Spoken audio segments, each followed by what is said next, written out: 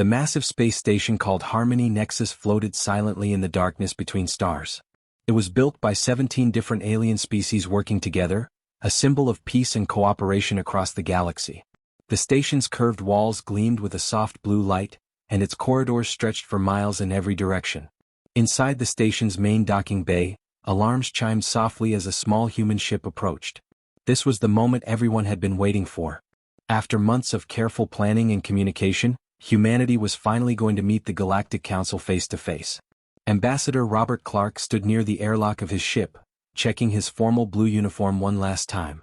He was a tall man with gray hair and kind eyes, chosen to represent Earth because of his years of experience in diplomacy. Beside him stood his assistant, Margaret Thompson, a smart woman with red hair who carried a tablet filled with important information about the alien species they were about to meet.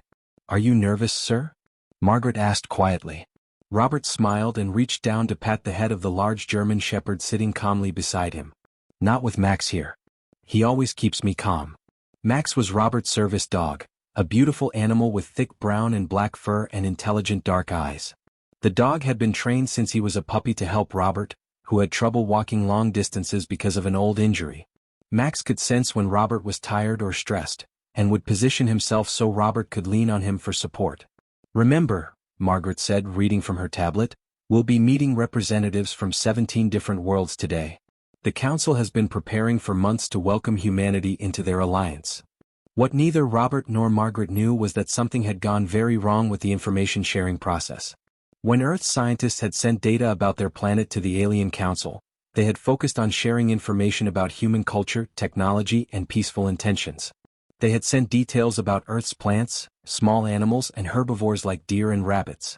But somehow, no one had thought to mention that humans lived alongside large predators.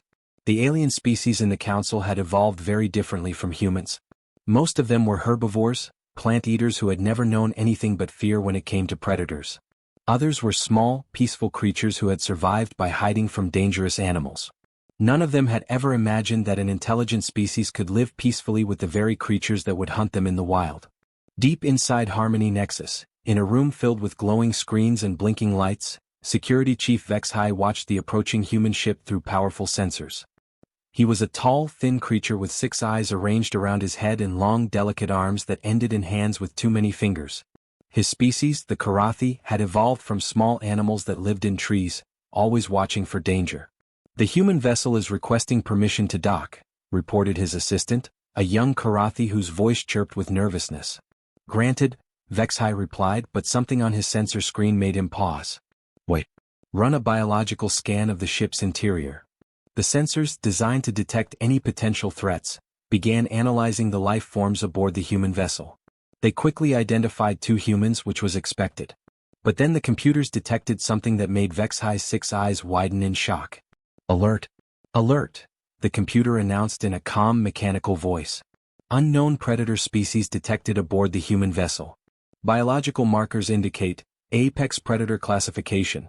Bite force exceeding 1,500 newtons, forward-facing eyes for hunting, highly developed muscular system designed for pursuit and capture of prey." Vexhai's hands trembled as he stared at the readings. According to the sensors, the humans had brought what could only be described as a perfect killing machine aboard their ship. The creature was large enough to take down most of the species in the Council, fast enough to catch them if they ran, and strong enough to crush bones with its jaws. "Sir, what should we do?" his assistant asked, his voice now squeaking with fear. I don't know," Vexhai admitted. "Why would the humans bring such a creature? Is it a weapon? A threat? Some kind of warning about their intentions?" In the council chamber, a magnificent circular room with seats arranged in rising tiers around a central stage, representatives from 17 different worlds were gathering for the historic meeting. The excitement in the air was almost visible as creatures of all shapes and sizes took their places. Elder Mirahai, leader of the peaceful Kalthani people, adjusted her flowing robes and checked that her translator device was working properly. Her species looked somewhat like tall, graceful deer with large, gentle eyes and soft, golden fur. They had built a civilization based on harmony with nature and had never known war. "Today marks a new chapter in galactic history," she announced to her aide, a younger Kalthani whose ears twitched with excitement. "The humans seem to be a species much like us, peaceful and intelligent. Their messages have spoken of cooperation and friendship." Near the center of the chamber, the insectoid Zenthari delegates chittered quietly among themselves. They looked like large, intelligent ants, with shiny black shells and multiple arms that moved in quick, precise gestures.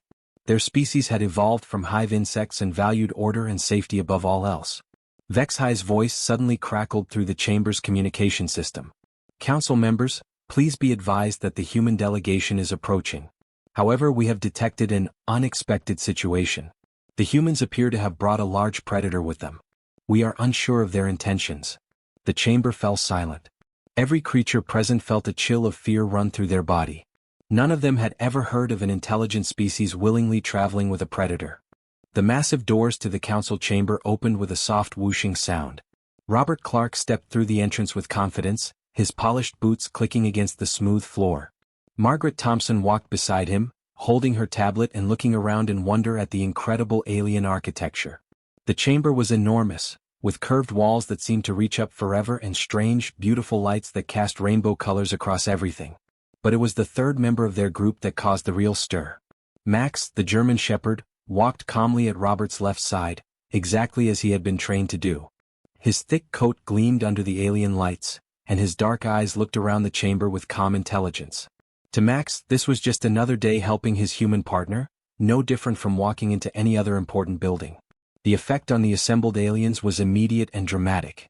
The moment Max entered the chamber, every creature present felt their bodies react with pure, primitive terror. It was as if millions of years of evolution suddenly screamed danger in their minds all at the same time. Elder Mirahai, the graceful deer-like Kalthani leader, felt her legs begin to shake uncontrollably. Her large, gentle eyes fixed on Max, and her brain could only process one thought: predator. Everything about the dog triggered her species' deepest fears. His forward-facing eyes meant he was a hunter. His powerful muscles meant he could run down prey. His size meant he could easily kill something her size. "By the ancient trees," she whispered, her voice barely audible. Her aide beside her had gone completely rigid with fear, unable to move or speak. The insectoid Zenthari delegates began making a high-pitched chittering sound that filled the air like the buzz of angry bees. To their compound eyes, Max appeared as a massive threat, something that could crush their delicate bodies without effort. Their antennae twitched frantically as they tried to determine if they should run or hide. Near the back of the chamber, the rock-like Morgeth, usually the calmest species in the council, began rumbling deep in their stone chests. Even they, who feared very little, recognized the signs of a creature designed for violence. Council leader Thane, a tall, blue-skinned humanoid with 4 arms, stood slowly from his central seat. His voice carried across the chamber, but there was a slight tremor in it that had never been there before. "Ambassador Clark, we welcome humanity to this assembly. However, we must ask about the creature you have brought with you." Robert looked down at Max, who was sitting perfectly still in the exact position he had been trained to take when his human stopped walking. The dog's tail gave a small, happy wag as he felt Robert's attention on him. Robert looked back up at the council, genuinely confused by their obvious distress. "Oh, you mean Max?" Robert said with a warm smile. "This is my service dog. He helps me get around when my leg bothers me. He's been with me for 5 years now." The words hit the chamber like a physical blow. A service creature? They were calling this apex predator a helper? The concept was so alien to every species present that many of them wondered if their translators were malfunctioning. Elder Mirahai managed to find her voice, though it shook with fear. "Ambassador, forgive us, but our biological sensors indicate that your companion possesses all the markers of an apex predator. Muscle density consistent with a pursuit hunter, jaw pressure capable of crushing bone, sensory capabilities designed for tracking and killing prey." Margaret looked between the terrified aliens and Max, who was now lying down comfortably beside Robert's feet. She began to understand that something was very wrong, but she couldn't figure out what it was. "Well, yes," Robert said, still confused. "Dogs did evolve from wolves originally, but Max here is completely harmless. He wouldn't hurt anyone. Watch this." Robert reached into his pocket and pulled out a small red rubber ball. "Max, sit. Stay." The entire chamber recoiled as if Robert had pulled out a weapon. To the aliens, it looked like the human was giving commands to his trained killer, preparing it for some kind of attack. Max sat up straighter, his ears perked forward with attention, his eyes focused completely on Robert. To the terrified aliens, this looked like a predator receiving orders from its master. "Good boy," Robert said and threw the ball across the chamber. What happened next would be talked about in council meetings for years to come. Max leaped to his feet and bounded across the chamber floor with the fluid, powerful grace of a natural athlete. His muscles rippled under his coat as he ran, his paws making soft clicking sounds on the smooth floor. Every movement screamed predator to the watching aliens. Several Kalthani delegates actually fainted. The Zenthari began releasing emergency pheromones that smelled like burning metal. Even some of the usually brave Morgeth began backing toward the exits.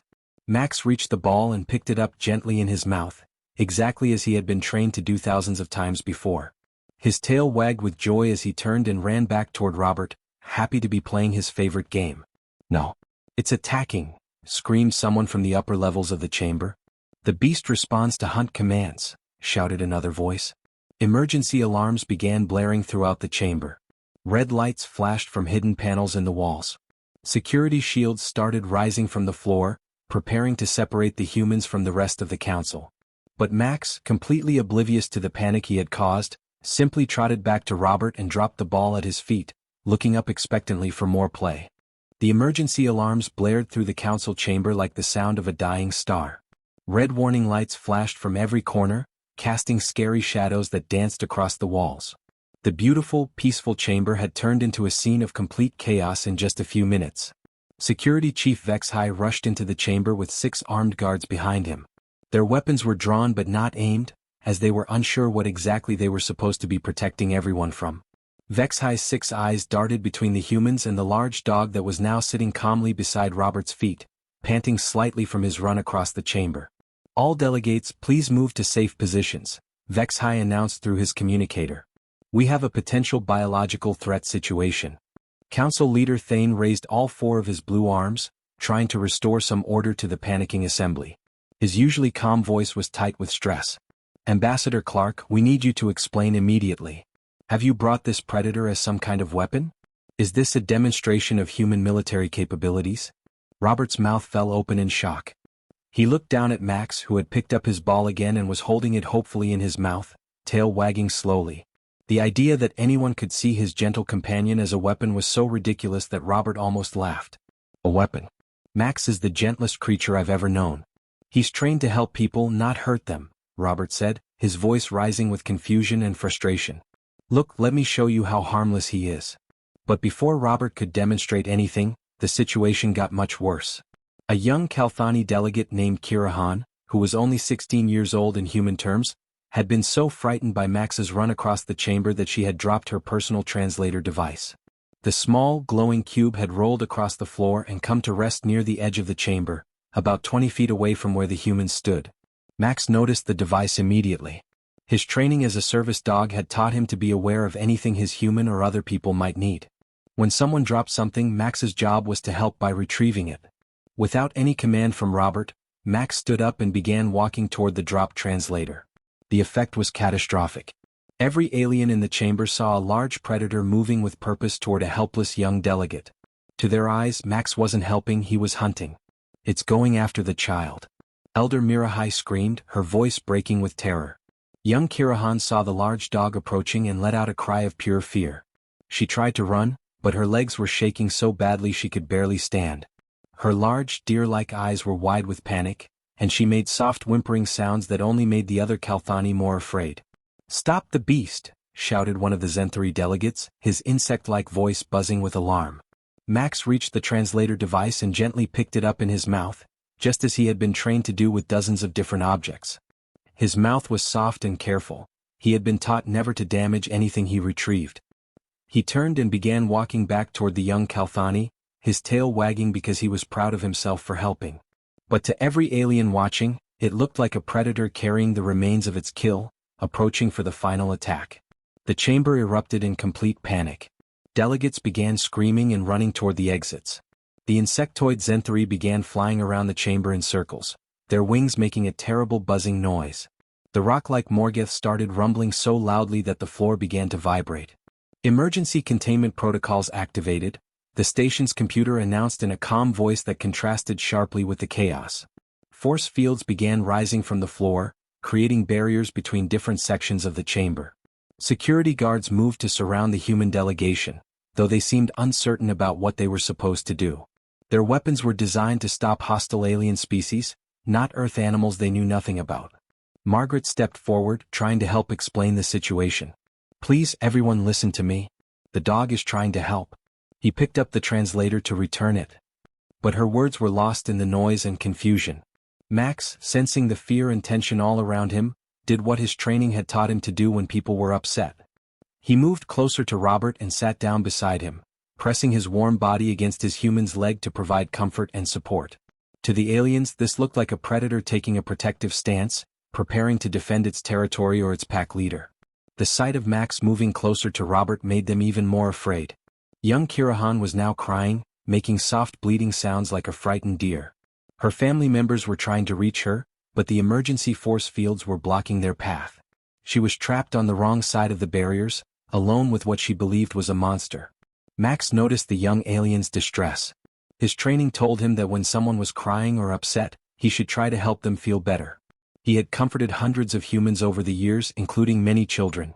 Without thinking about it, Max began walking slowly toward Kirahan, the translator device still held gently in his mouth. No. Stay back. Kirahan cried, pressing herself against the wall.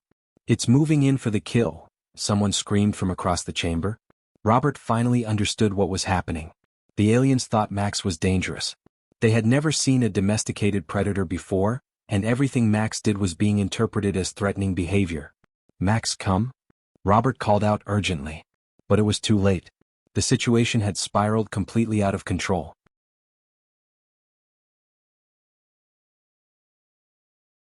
It took nearly 2 hours for the chaos in the council chamber to finally settle down. Security teams had carefully moved all the frightened delegates to safe areas behind protective barriers. The chamber now looked like a war zone, with force fields glowing blue across the floor and armed guards stationed at every entrance.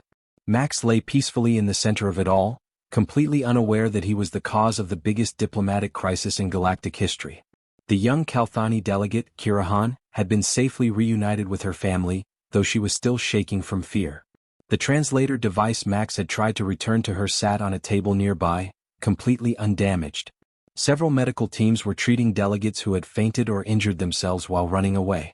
Council leader Thane stood behind his own protective barrier, his 4 blue arms crossed as he tried to make sense of what had happened.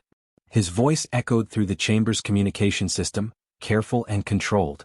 Ambassador Clark, Thane began slowly, we have restored order to this assembly, but we cannot proceed until we understand what we have witnessed here today.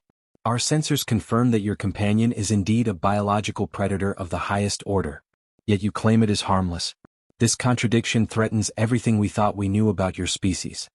Robert stood in the center of the chamber, feeling very alone. Margaret was beside him, looking worried and confused. Max had fallen asleep at Robert's feet, occasionally making soft snoring sounds that somehow made him seem even more threatening to the watching aliens. I think I'm beginning to understand the problem, Robert said, his voice carrying clearly through the chamber. You've never seen anything like Max before, have you? Your species don't have animals like dogs. Elder Mirahai spoke from her safe position behind a barrier. Her voice was still shaky, but she was trying to be brave. Ambassador, in our world, predators kill prey. That is the natural order. The strong hunt the weak. There is no other relationship possible between such creatures. But that's where you're wrong, Robert said gently. On Earth, something incredible happened thousands of years ago. Humans and wolves found a way to work together. The chamber fell completely silent except for Max's soft snoring. Even the translation devices seemed to pause, as if they were having trouble processing Robert's words. Margaret stepped forward, her tablet glowing as she accessed Earth's historical records. What the ambassador is trying to explain is called domestication. It's a process that took many, many generations to complete. Domestication? Asked the Zenthari delegate, his insect-like voice buzzing with confusion. Yes, Robert continued. Long ago, wolves were wild predators that hunted in packs. They were dangerous to early humans. But some wolves were less aggressive than others. Some were curious about humans instead of afraid. Over thousands of years, humans began to feed these friendlier wolves. We gave them shelter and protection. Robert knelt down beside Max and gently stroked the dog's thick fur. Max opened one eye, looked at Robert with obvious love and trust, then went back to sleep. The simple gesture sent ripples of amazement through the watching aliens. In return, Robert continued, the wolves helped us hunt. They warned us about dangers. They kept us warm on cold nights. Slowly, generation after generation, we bred the wolves that were most helpful and most gentle. We changed them from wild predators into companions. You changed them? Elder Mirahai whispered, her voice filled with wonder. We changed each other, Margaret corrected. Humans became better at working with animals. Dogs became better at understanding humans. It was a partnership that helped both species survive and grow stronger. A Morgoth delegate, his rocky voice rumbling like distant thunder, spoke up. But the predatory instincts? The hunting behaviors? How do you control such dangerous impulses? Robert smiled and reached into his pocket, pulling out a small dog treat. Max immediately woke up, his tail wagging as he saw the familiar reward. Max, sit, Robert said softly. Max sat immediately, his eyes focused on Robert with complete attention and trust. Robert held the treat above Max's nose, and the dog remained perfectly still, waiting for permission to take it. The hunting instinct has been replaced with the desire to please humans, Robert explained. Max's greatest joy doesn't come from killing prey. It comes from making me happy. When he retrieved that translator, he wasn't hunting, he was trying to help because that's what makes him feel good. Robert gave Max the treat, and the dog took it very gently from his fingers, careful not to use his sharp teeth. Then Max lay down again, resting his large head on Robert's foot. This is impossible, breathed the Zenthari delegate. You have turned apex predators into servants? Not servants, Robert corrected firmly. Partners. Friends. Family members. Max isn't my property, he's my companion. He chooses to help me because he loves me and I love him back. The concept was so foreign to every species present that many of them simply stared in stunned silence. In their worlds, love existed between members of the same species, or sometimes between different species that were both herbivores. But love between predator and prey was unthinkable. How many of these dogs exist on your world? Asked Council Leader Thane. Hundreds of millions, Margaret answered, consulting her tablet. And dogs are just one example. Humans have domesticated horses, cats, birds, even some reptiles and fish. We live peacefully with creatures that could harm us, because we've learned to trust each other. The chamber buzzed with quiet conversations in dozens of different languages as the aliens tried to process this information. Some delegates were excited by the possibilities. Others remained deeply afraid.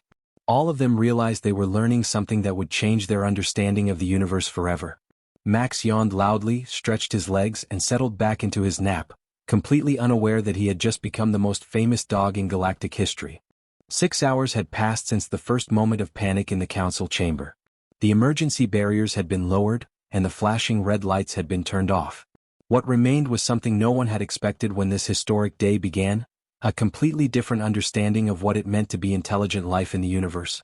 Max now lay in the exact center of the great circular chamber, but instead of empty space around him, he was surrounded by a growing circle of curious alien delegates.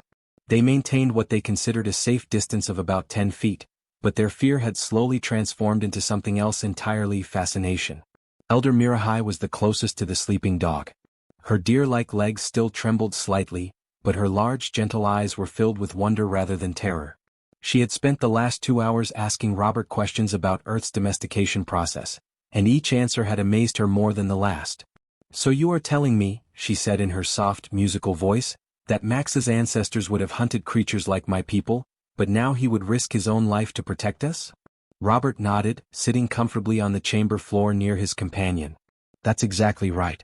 Dogs have been known to defend human children from wild animals, even when those animals were much larger and more dangerous than the dog.